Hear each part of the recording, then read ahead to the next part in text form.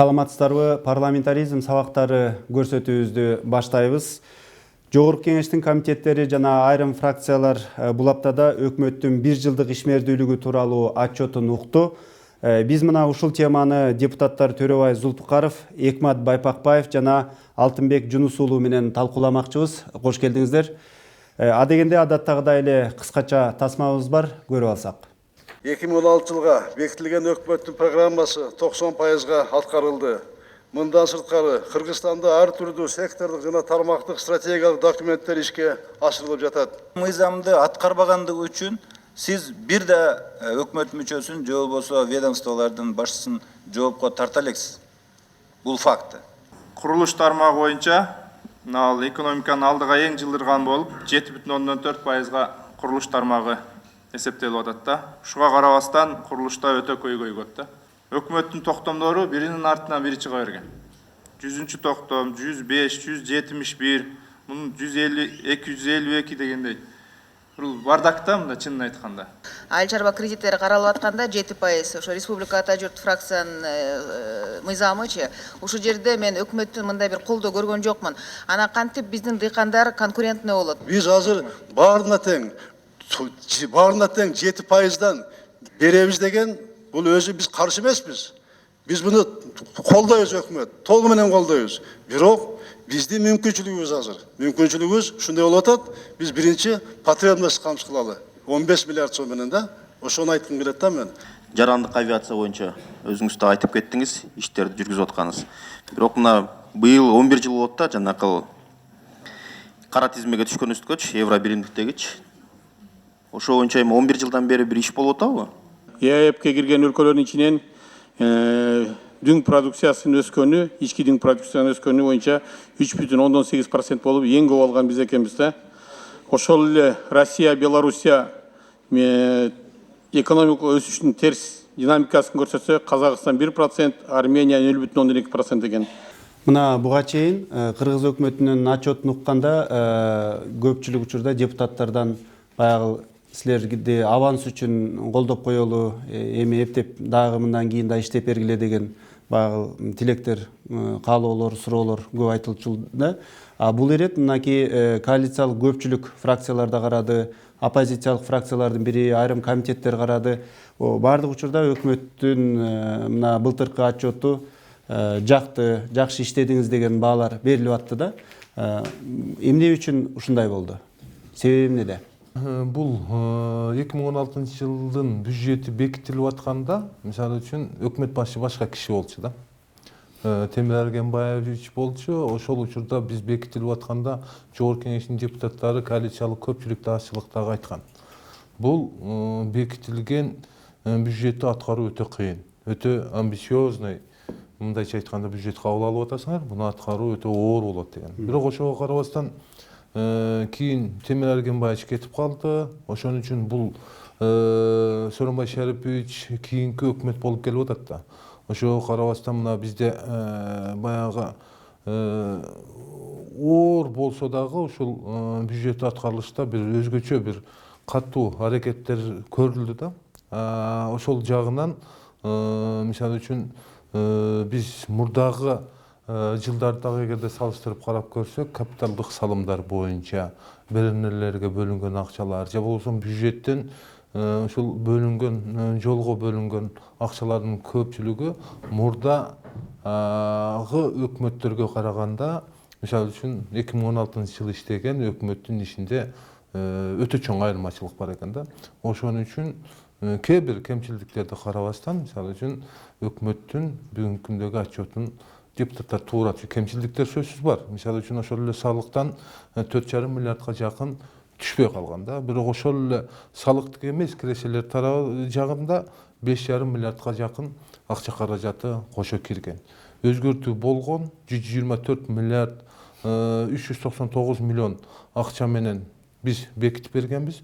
Бирок өзгөртүү 125 миллиард 955 миллион акча менен өзгөртүү болгон да. Мындайча айтканда, ошол 2 миллиардга жакын 1 миллиарддан Ашыкча 2 миллиардка жакын акча каражаты кошумча каралып, өзгөртүүлөр менен биз кабыл алып бергенбиз. Эми премьер-министрдин жалпы отчетуна, жалпы ишмердүүлүгүнө албетте палата жалпы келерки аптада караганда баа берет. Ал эми мына оппозициялык фракциядагы сиздер дагы колдоого алып жатасыздар алдын ала. Мына өткөндө сиздер Республика Ата журт фракциясы караганда көпчүлүк сиздердин фракциянын өкүлдөрү премьер-министр Сооронбай Жээнбеков баштаган өкмөт мүчөлөрүн колдогондой сезилди да, бирок сын пикирлер дагы айтылды. Мунун бир саясий дагы жүйөсү бар деп ойлойсузбу? Себеби дегенде буга чейинки премьер-министр бир партиядан эмес эле, ал эми бул жолу КСДП фракциясынан болуп калды. Балким ошон үчүн колдоо көбүрөөк болуп жатабы? Сиз оппозиция деп кеттиңиз, биз болсо конструктивдүү оппозиция. Ошого оппозиция мен ар кандай бар да оппозиция туурабы. Биз конструктивдүү, биз ишти карап эле, мындай албетте бул өкмөттүн азыркы отчету бир аябай сонун дегенде мен өзүм ишин айтканда мен арысыраакмын. Эме десеңиздер, Торгоз Акеш айтып кетти, мынча акча чогулупту, ВВП мынча өсүп атат көлөм туурабы. Бу жерде менин жеке оюмда, мындай экономист караганда, биздин азыр Россия тарапта чет эл иштеген аяктын экономикасы оңолгон сайын бизден аяктан каражаттар көбөйүп атат. Анда түшүнүш керек, ушул ВВПны ушул жактан да түшкөн акча формировать этет. Мындай караганда биз кече өзүбүздүн фракцияда жакшы эле конструктивдүү берги жетишпегендиктерди айтып бердик. Кандай тармактан, кандай кылыш керек деп. Мен ойлойм, ушундай бир ынтымакты иштесек, оппозиция болобу, бийлик болобу, ушу элдин кызыкчылыгын ойлоп иштесек, анда мындай экономикалык оңолуу жолго барат деген терең ишениммен. Азия өнүктүрүү банкы былтыр Кыргызстандын эң чоң жетишкендиги бул 3,8% өсүш. Башкача айтканда, оң жака жылуу болду деп эсептептир. Андан сырткары экономикадагы туруктуулук болду деп баа берип атат да. Ал эми мына сиз дагы Алтынбек мырза ушул оппозициялык фракциялардын өкүлдөрүнүн бири катары эмне деп ойлойсуз? Чыны менен эле ушул жанагы супсак цифралардын артында кыргызстандыктардын жашоо турмушу ушул бир жыл ичинде мындай өзгөрдү же өзгөрүүгө багыт алды деп айтууга болобу? Сиз жана жогоруда жакшы белгилеп кеттиңиз. Мурунку өкмөт башчылары бул мисалы ошол эле Темир Аргенбаевич эч кайсы партияга тиешеси жок жана бардык эле фракциядан сындар кабыл алып. Бул жолку КСДП партиясынан чыккан өкмөт башчысы жана коалициясын ал партиядагылар кантип жамандайт? Себеби ошол коалициянын министрлеринин арасынан да ошол адамдар отурса. Канчалык бул жакта өкмөт жакшы деп айтат деп цифраларды жакшы тартсак дагы өкмөттүн иштегенине эл баа берет.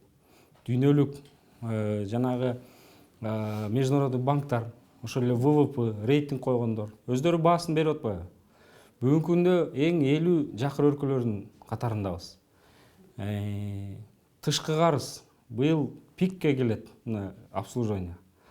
Бюджетте жетпей калып аткан акчалар.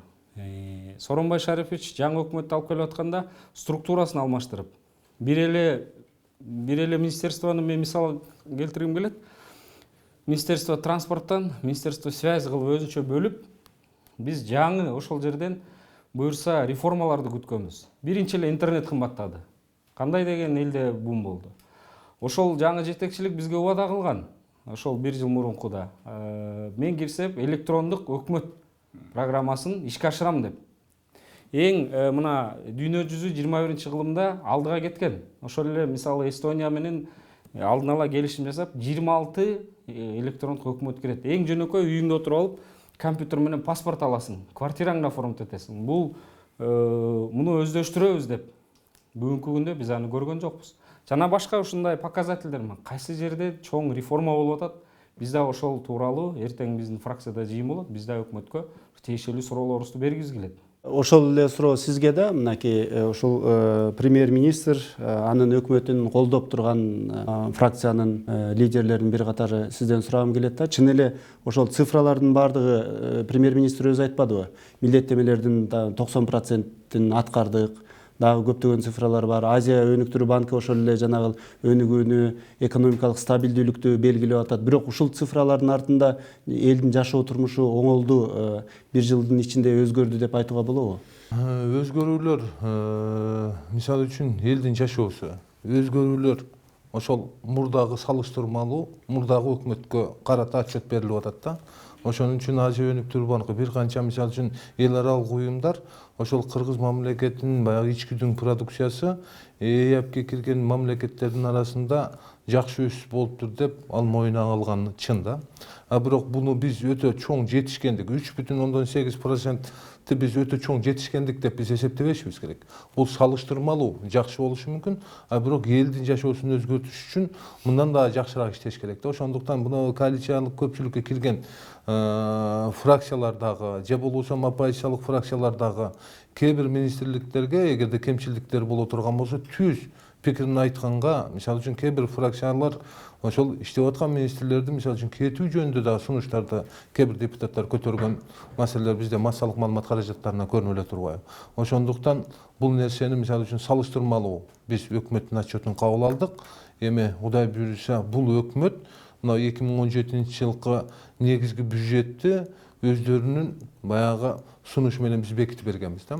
Бирок ушул жерде мисалы үчүн азыркы 2017-жылдагы бюджеттин аткарылышы боюнча дагы учур келгенде айтылат да. Анан кийин баягы Казакстандагы, Россияда дагы баягы товарлардын баасын түшүп кетүү жөнүндө бир канча себептери бар. Ал туура. Кээ бир учурларда мисалы үчүн ушул Новосибирскиден 2016-жылы мисалы үчүн помидор келди. Же болбосо быйылкы жылы 2016-жылы мисалы үчүн Казакстандын алмасы Кыргызстандын рыногуна биринчи жолу кирип атат. Бирок жергиликтүү алмалардын баасынан азаныраак болгондугу да биз көрүп отурдук да. Булардын негизги себептерин биз сурап атабыз. Сураган учурда ошол Россияда ЭЭПтин ичиндеги баягы доллардын инфляциясын дагы бир курсун дагы карашып атат да. Ошол жерде бизде өзүңүздөр билесиздер, ошол доллардын курсу мисалы үчүн Казакстан, Россия мамлекеттеринде бизге караганда бир канча көпкө көтөрүлүп кеткен да. Ошол дагы мисалы үчүн ошол Казакстандагы жагы Россиянын ичиндеги баягы өндүрүлгөн товарлардын баасына түз таасирин берип атат да. Ошондуктан стабильный баягы экономика болсо, бирдей экономика боло турган болсо, бул ЭЭПтин ичинде кирген мамлекеттердин баягы ичиндеги карым-катнаштар жакшы болмок. 2017-жылы Кудай буйруса Кыргызстандын ичинде мындай ЭЭПтин ичинде бир стабилдүү бир курска келип токтолуп турат бүгүнкү күндө. Ошон үчүн быйылкы жыл 2017-жыл былтыркыга салыштырмалуу дагы жакшыраак болот деген биз чоң үмүтүбүз бар. Мына былтыр жаңы өкмөттү бекитип атканда айрыкча ушул Евразия экономикалык биримдигиндеги Кыргызстандын кызыкчылыктары тууралуу өкмөт башчыга абдан көп тапшырмалар берилген. Айрыкча мына ушул айыл чарба тармагындагы экспортко көңүл буруңуз, ошол продукцияларды биз кантип ошол чоң рынокко чыгара алабыз деген маселелер турган. Бирок мына депутаттар белгилемекчи, тескерисинче көптөгөн кайра айыл чарба продуктылары, арзан айыл чарба продуктылары Евразия экономикалык биримдикке кирген өлкөлөрдөн Кыргызстанга келген учурлары көп кездешти да. Бир жыл ичиндеги ошол азыркы өкмөттүн ушул багытта жасаган иши сизди канааттандырдыбы? Ушул бул аябай көйгүлүү чоң маселе. Биз көптөн бери мен өзүнчө демилге кирип, мен да көп палатада сүйлөдүм, биздин коллегалар да көп. Бул бир жагынан өкмөттүн жетекчилиги болсо, бул депутаттын палатанын аркасынан көп иштерди жасады. Биз кечкеден эле ушул маселени көтөрүп атып, эмесеңиз бул элдин турмушуна байланыштуу. Мен айтып кететин өзү жекече пикиримди, биз бул тараптан, мына Алтынбекинин да айтып кетти, бул тараптан биз көп мындай жетишикке жете алган жокпуз. Бул азыркы келген өкмөт бир жылда анын баарын өзгөртө албайт. Бул биздин мындай караганда алдынара иштеген ишибиз начар болуп калды.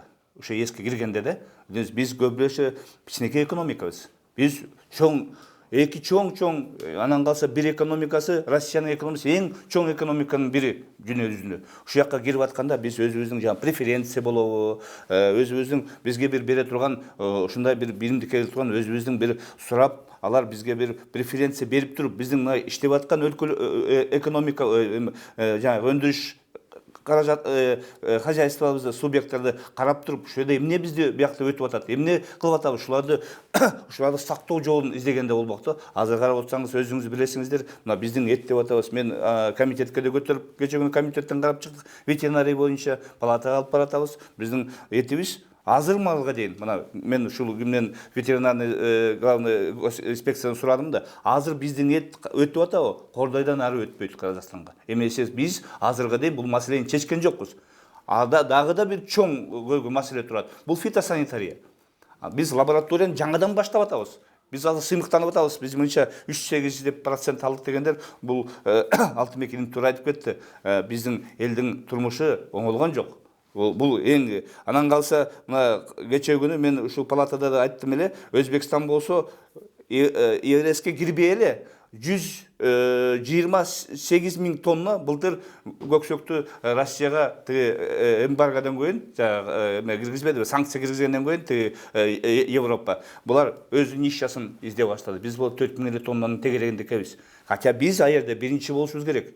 Ушул жерде биздин баягы министрликтер анан өкмөт тарабынан баягы жакшы өзүнүн жолун таппай деп айтам да, жолун табыш керек эле. Биз өкмөттү качан эми сындаган менен ал айта берген менен эметпейт. Элдин турмушу оңдоло баштаса, ушунда биз айтабыз, да, туура бул өкмөт жакшы деди. Бирок мен да кошулуп кетем, айтып кететін едим, реформаторский керек, бизге реформа керек. Реформа жүрдүрө турган правительство керек деп айтыш керек. Буну мындай пошаговый деген орусча жана сөз айтканда пошаговый движение кылыш керек. Особенно мына Еврейске киргенде. Келерки аптада отчет жалпы палатага чыкканда депутаттар бул өкмөттүн ишиндеги дагы кандай кемчиликтерге көңүл бурушу ыктымал? Эми өкмөттү такыр эле начар дегенден мен да калысмын. Анын арасында кээ бир министрликтердин ийгиликтери бар. Аны ошол эле МЧСтин ишин, мисалы фонд көсүмүз дагы башка арасында реформа жасайм деп көз от жалын болуп күйүп иштеген министрликтер бар. Бирок ошонун арасында артта калган министрлерге бир көңүл көрүп, чара көрүп, отчет жогорку кеңештин алдына отчет келерден мурун өкмөт өзүнүн алдына отчет берип алып, иштебеген министрлерге чара көрүп алып, анан бизге келсе болмок. Мен бир факт келтирип кетейин. Акыркы 3 айдын ичинде Кыргызстанда 148 адам авариядан каза болуптур. 1680 адам жабыркап больницада. Булар оор жабыркаларды, баягы больницада жаткандар. Канчасы мындай эме жабырка алгандарда анын факты жок экен. 3 айда 148 адам, эми жылга көп өткөндө 1000ден ашат. Мынча Кыргызстан жоготуп, Афганистанда да согушта болгон эмес. Жок, ушул жерде коңгуроо кагып, ызы-чуу чыгарып, биздин өкмөт бир чара көрөт деп депутаттар мына ар кайсы эмеде айтабыз. Негизи ушул жол коопсуздук, ошондой эле ички иштер министрлиги тармагында бул реформалар чыны менен эле күтүлгөн да. Андан сырткары мына мисалы ушул стратегиялык жолдор, түндүк-түштүк альтернативдүү жолу, балыкчы корумдуу жолдор салынат деген убадалар берилген да. Ошолордун баардыгы сиздер күткөндөй ишке ашырылды деп эсептейсизби бир жылдын ичинде? Жолдор боюнча өтө маселелер көп. Өзү мына мен кече дагы ошол өкмөттүн отчетун ошол угуунда мен премьер-министрге жана транспорт министрлигине суроо бердим. Бул баягы Бишкек-Торгат жолунун бүгүнкү күндөгү сапаты же болбосо Маданият-Жалал-Абад жолундагы Маданияттагы Жалал-Абад областындагы жол бүгүнкү күндө эмне үчүн кармалып турат? Жакын арада баштайбыз деген пландары бар экен. Ошол эле учурда Ош-Фана жолу. Ал жерде 28 километрден баштап Оштун Ноокат районунун территориясында ошол жолдордун бүгүнкү абалы өтө оор да. Мен өз көзүм менен отурам, бирок дайыма көтөрүп жүрөбүз. Бул бүгүнкү күндө акча каражаты чечилген. Жайка менен, анан кийин эл аралык баягы уюмдар менен акча каражаты толук чечилген да. Бирок ошол эле учурда биз кече мына өзүм сурооду дагы бердим. Ал акча каражаттарын иштетүү же болбосо тендер маселеси бүгүнкү күндө кармалып турат да. Азыр Кызылкиядан баштап ошо Көкталага чейинки жол мына июнь айынан баштап башталат деди. Эми азыр ошол Ноокаттын ичиндеги жол дагы бул тез аранын ичинде башталат деген ушул максаттары бар экен. Анан кийин биз дагы карап көрөбүз, Кудай буюрса. Анан кийин негизги бюджеттен бөлүнгөн акча каражаттарын эгерде салыштырып көрө турган болсок, ошол капиталдык салымдар боюнча беренеге 4 миллиард 760 миллион сом акча каражаты иштетилген да. Бул эми эгерде мындай карасак бюджеттин өзүнүн мынча акча каражаты мурдагы 26 жылдык тарыхыбызда бир дагы өкмөттө болгон эмес экен. Же болбосо ошол эле жолдордун канча километр жасалып атканын, мисалы үчүн жалпысынан эгерде бюджеттен алынган өзүбүздүн күчүбүз менен салынып аткан жолдорго бөлүнгөн акча каражаты дагы мурдагы өкмөттөрдө болгон эмес экен да. Ошон үчүн биз салыштырмалуу гана айтып атабыз да.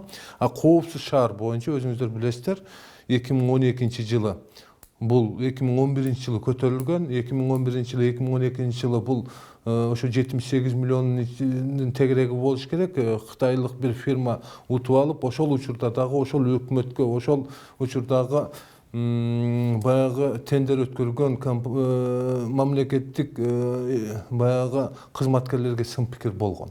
Бирок соттошпой эле баягы мирный менен ошол кытайлыктар кийин баш тартты, экинчи тендерди өткөрүшүп, ошол 2014 жылы бул маселе дагы кармалып турат да. Коопсуз шаар боюнча чындыгында бүгүнкү күндө коопсуз шаарды эмес, коопсуз мамлекетти ойлоно турган бир учур келип атат да.